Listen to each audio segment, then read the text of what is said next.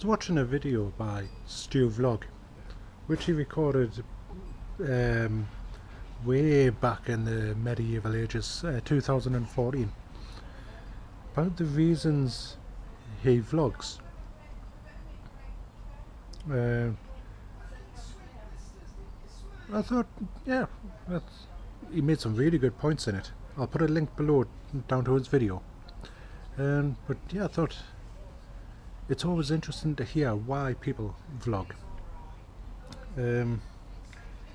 My initial interest was, well, obviously you've got Facebook and Twitter and all that sort of thing, but initially my interest was in blogging.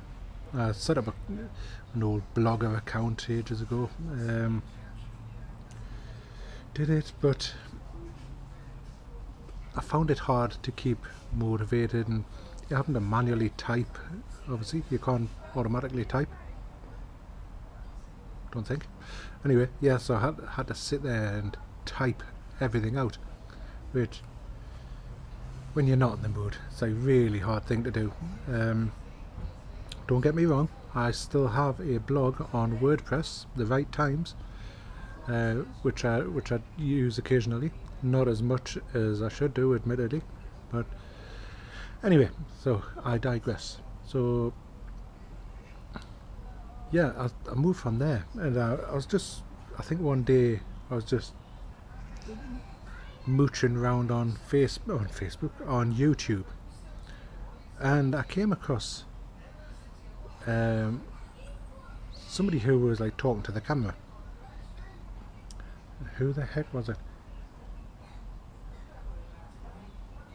I think it was Nico, who used to have Nico's vlog, which he doesn't do anymore, but he moved on to like Nico's Kitchen and stuff like that. And there was another one, Darren, I can't remember his surname.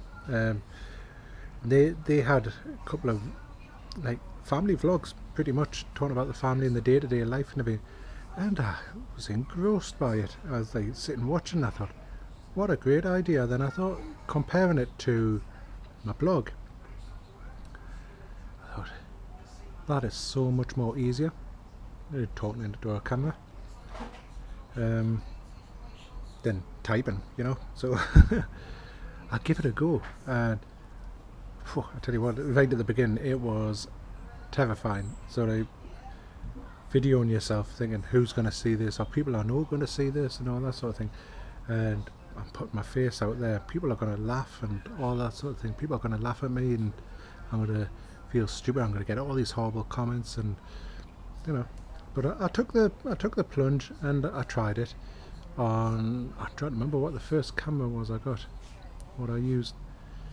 I think it was just like a little rubbishy Bush pocket video camera. The picture was rubbish, but it got us started. It got us on YouTube, and so it went from there. Originally I had my other channel, Coffee and a Slice of Life, which I do still have, but I don't use it. Still trying to decide what to do with it. But anyway, so I carried on, and as things happened in my family life, personal life, like family members passing away and things, where just wasn't in the mood for it. Vlogging was the least important thing, you know. I was going through a bad time, so I took a couple of years off, and I've come back with a vengeance on The Right Times.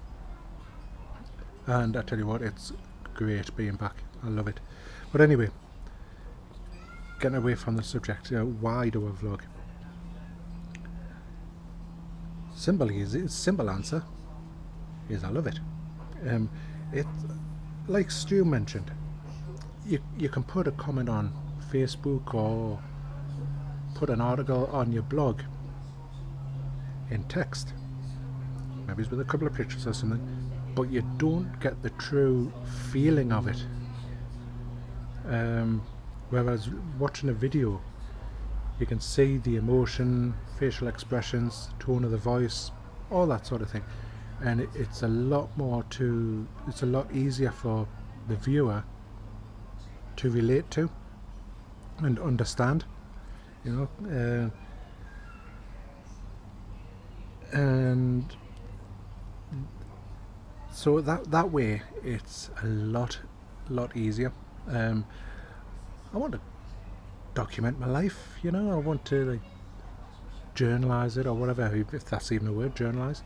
Um, something to look back on, you know, and it's also something that my family can be involved in when they want to, you know. Denise and Georgia, when they're in the mood for it, they can help with it, and it's something on in years to come. It's going to be there. I can look back on it and remember those times, you know, and the times when you go down to the beach or even doing something in the garden or whatever, you know.